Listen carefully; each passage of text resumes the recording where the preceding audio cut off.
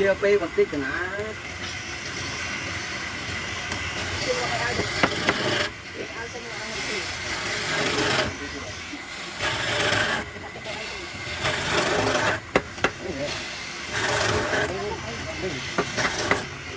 Tập một màu.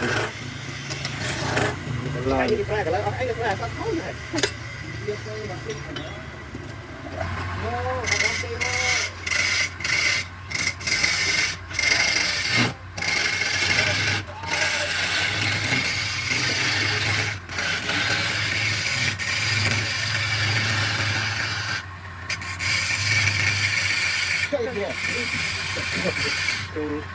Dù từ này liệp họ bán cá họ cắt họ đặt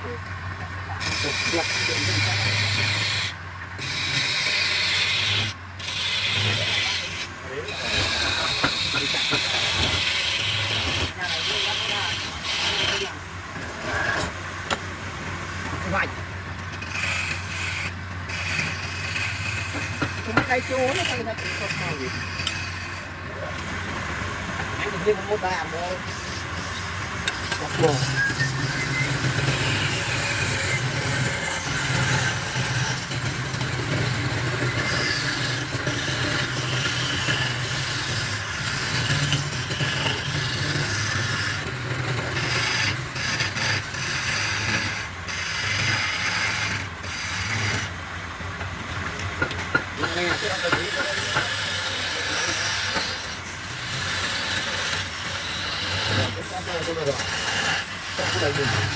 ra đây ra ở các con lên lấy xong xong đi rồi đi qua mỏ nó đi qua này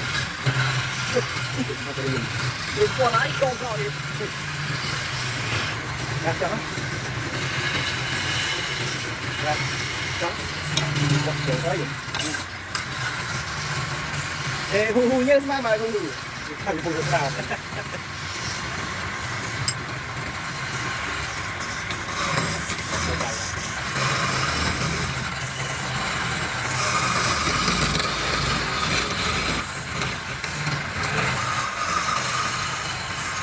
đi lên đi lên thấy tí phát không chân này không trong cái cây này nó học ra rồi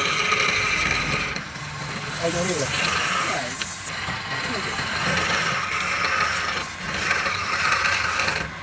cái làm bầy như một gì tốt bầy hôm nay rồi nó chặt coi vài chiếc cắt giống hơi giống ngon nữa màu vàng tam tập thể càng không có cây cúc không có này đang cây cha lúc ăn cái gì trong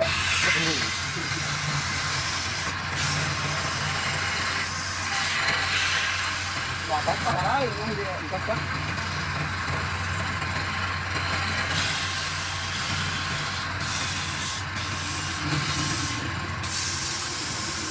vô chọt máy nó này chọt máy nó không được rồi nó đổ rồi nó gì vậy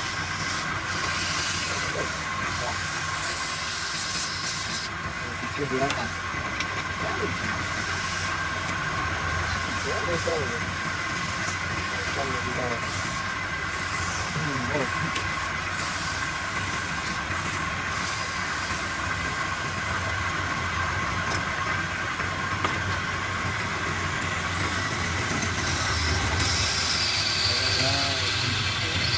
subscribe cho kênh Ghiền Mì Gõ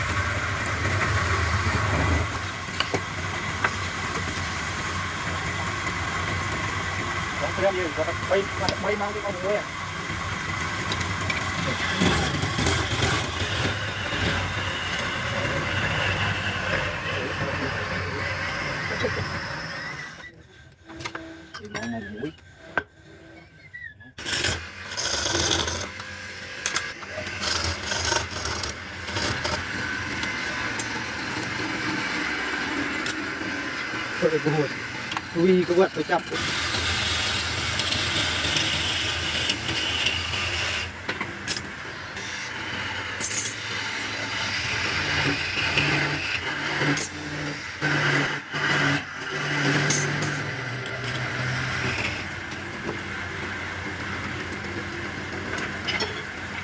Giraan.